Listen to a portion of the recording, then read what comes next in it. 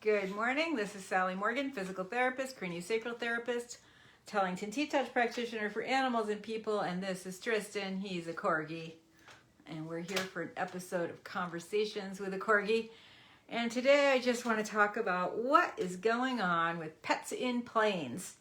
There has been all kinds of changes in the last couple of days, and I thought it was worthwhile to discuss this because people might not remember, but many episodes ago, 300 or so numbers, we did a series on pets that are service dogs. They're no longer pets when they're service dogs. Comfort dogs, emotional support dogs, therapy dogs, and what's the difference between all these kinds of things.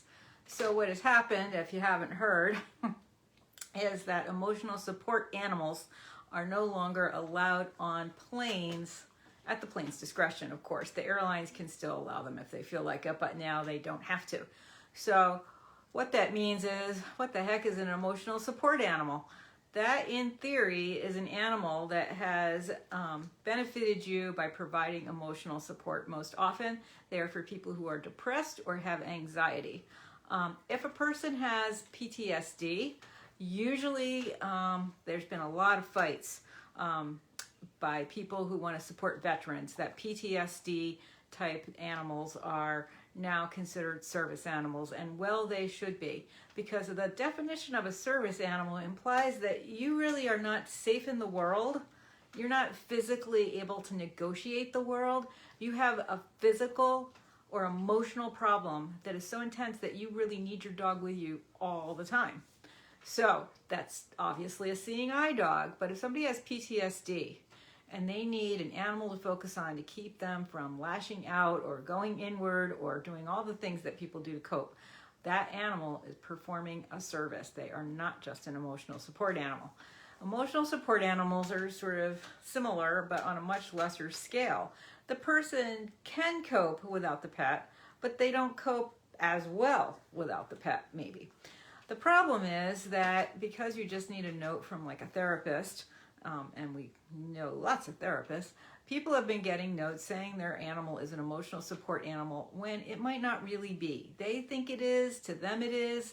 It might give them purpose, they might feel rescued by the animal, but the animal is not performing a really important life-giving service to that person.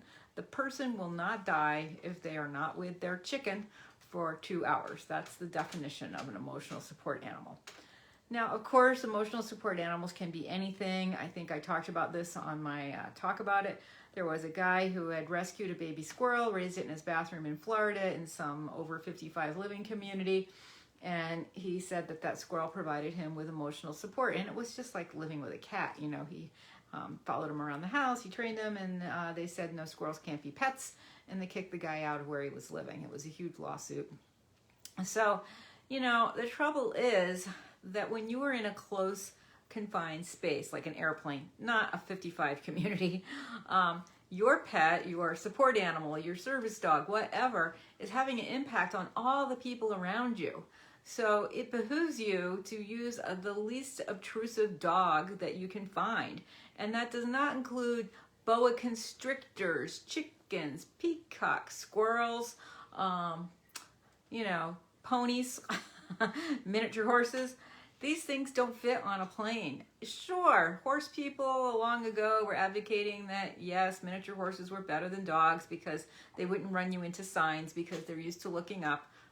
I think lots of dogs look up. They look up at us all the time. Most dogs are shorter than us, so they look up. So in the community, when they're going around, if a dog is trained properly, a seeing eye dog, he will not run you into a stop sign. Anyway, that was one of the things. But, you know, horses are still horses. And is it fair to have a horse that can't live in a pasture and can't live in a barn and can't be with other members of his species and live like a horse? Just because they're little doesn't mean they're not a horse. Just like a Chihuahua is little, but he's still a dog. So anyway, all of these emotional support animals and stand-ins and substitutes were really abusing the system, and people were really creating a lot of problems. So that's why the law has now gone far in the other direction, saying that you must have an emotional support All right, Jim and James have 6 emotional support animals, and theirs are Pomeranians, which in fact make good emotional support animals. So, you know, all these people were bringing all kinds of critters on planes, and it was not fair to the other people. Now, it's one thing to say you have an allergy to an animal. Yes, we can sit you far away. And a properly cared for service dog, like mine, is cleaned frequently. They are up to date on their inoculations. They are trained so that they will not bite another passenger on the plane, even if they get kicked or stepped on, which, being a Corgi, mine has been. And, you know, there's lots of incidences of people being bitten by dogs on the plane. You know, just having these ill-trained, not appropriate animals on the plane has been a problem. And, you know, they banned pit bull types years ago because people are afraid of them. And lots of people can't control their fear of them. And so they sit there in fear for a couple of hours, adding to their plane anxiety. And what does that do to the dog? And no matter how nice he is, he's going to start to get nervous too, and the person's going to be more nervous when the dog is nervous. It's just a bad situation. And because of the way they bite, it's not a good thing to have them in a place where they're going to be stressed. You know, it's all about stress. I know that when Tristan was tested for his service dog work, there was concern that he is a little bit easily stressed compared to my other dogs. Now, I was testing him a lot younger because Comet could no longer walk and he couldn't do his job. But he's now become really confident thanks to years of T-Touch and lots of other work. And so he is calm on a plane. But your emotional support animal should not be shivering in the seat because they're there to calm you. So, you know, but on the other side, I've been on lots of planes with emotional support animals. There was a lovely woman I met with a French bulldog who I'm sure was really her pet initially, or maybe somebody she was working with said, you know, honey, maybe you should get a pet. It might help you with this issues you're having. And he was a lovely dog. He was well trained. He sat right by her. He was little. He's portable. We all had trouble with this pet bathroom facility in Denver at the airport. It was so dirty, like none of our good clean dogs would go in there, and we didn't want to either because then your feet would have pee on them. Anyway, that's another story. But, you know, that kind of emotional support pet dog is appropriate. But you cannot bring a snake or, you know, even a rabbit on a plane because rabbits poop about every 45 minutes, and most plane trips are longer than that, especially if you count the in the airport time. Now, you can still bring pets on the plane, but they've got to be in a box. They've got to go under the seat. A rabbit could do that. And you're allowed to reach down and, you know, stick your finger in the cage or whatever when you're traveling with that kind of an animal. The problem is you now have to pay between $100 and $200 to fly with a pet that is not a service animal. Or maybe some airlines are still allowing emotional support animals if they are dogs. And if they have proper documentation, like maybe they have a canine good citizen. That would be a minimum to ask of a dog that's going on a plane with lots of people. And it's not that hard of a test, but when dogs can't do that test, there's a lot of reasons they shouldn't be on a plane right there. So anyway, it is an interesting thing that this has developed. And of course, it's just an effort to try to make people comfortable. And this is a good time to do it from an airline's perspective because not that many people are flying right now. And so if they make a lot of people mad, it's not going to really affect things as much as when it was super busy. And this goes into effect in a couple of weeks. I believe like right by Christmas when you're flying, you might not be able to bring your emotional support parakeet with you. And of course, there's tons of Saturday Night Live jokes about all the different animals that people have tried to fly with. And it is really a shame because there are plenty, like the French bulldog I met, of legit emotional support animals.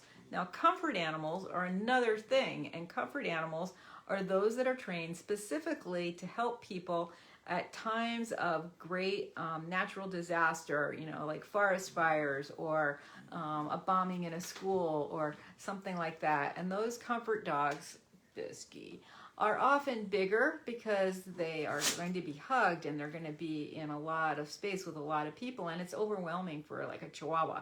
So they are often golden retrievers and Labrador retrievers. And they do tend to fly in groups. I know the group out of Connecticut that has Comfort Golden Retrievers fly to natural disasters around the world as a group with their dogs, which is a whole different story than trying to fly with your emotional support parakeet. And that's a different thing. You know, a comfort dog is not there for just one person. That comfort dog is to bring happiness to a whole group. So that's a different thing than an emotional support animal, which is still working with only one person. But a service dog, by nature of the name, service dog, is performing a vital service for that person. And I'm sure people who are advocates for emotional support animals will try to fine-tune that definition and what psychiatric disorders you might have in order to be able to get an emotional support animal, and what exactly does that animal do for you.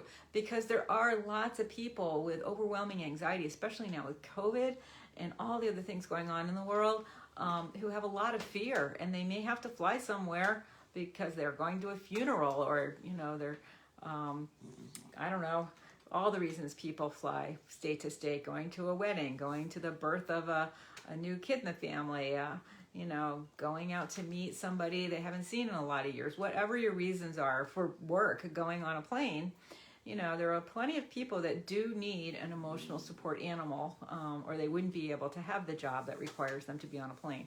So hopefully advocates for them will be able to tweak this rule and make it appropriate. Now, the airlines have said it has to be a dog, and that's great. And, you know, the only thing that I know about with dogs is myself. I personally have liked to have a smaller one. It's much easier to travel with a 20-pound Corgi than a 35-pound Corgi.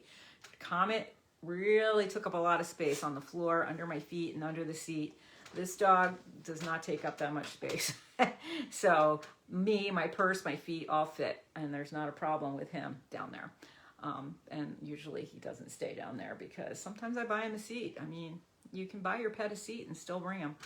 I have had, you know, a lot of experience with people with Parkinson's disease as my role as a PT. And many large breed dogs, including pit bulls actually, because they have to be sturdy, are very helpful for people with Parkinson's to help them with their mobility and their gait.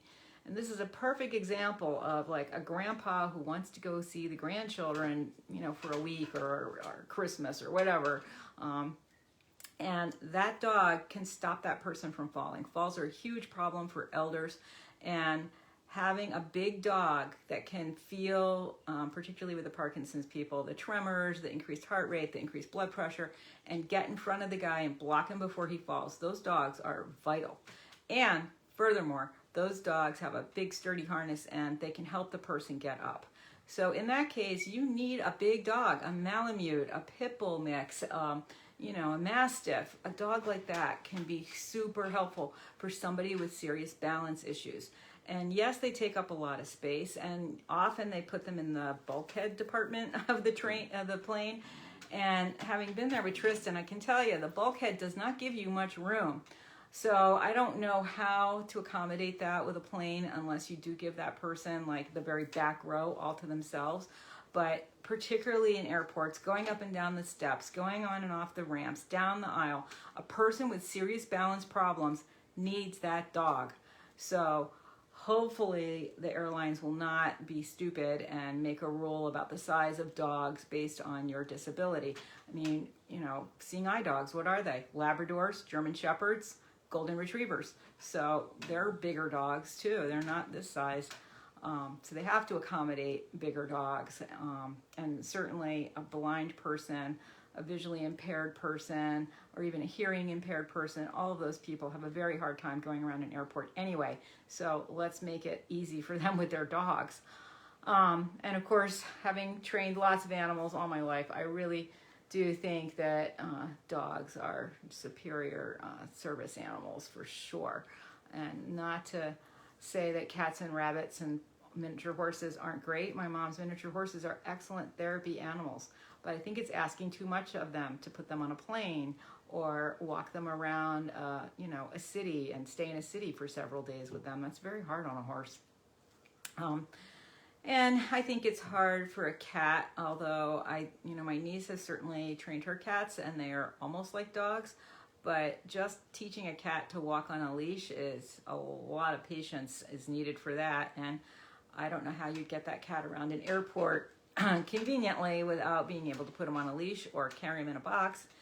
And in which case he can still go in the airport in a box, because emotional support animals must now stay under the seat.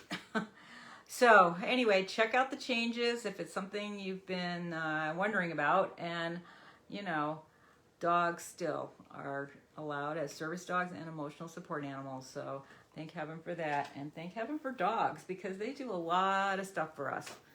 We could not be who we are in this world without dogs, that's for sure, and horses for that matter. So thanks for joining us for this episode of Conversations with a Corgi.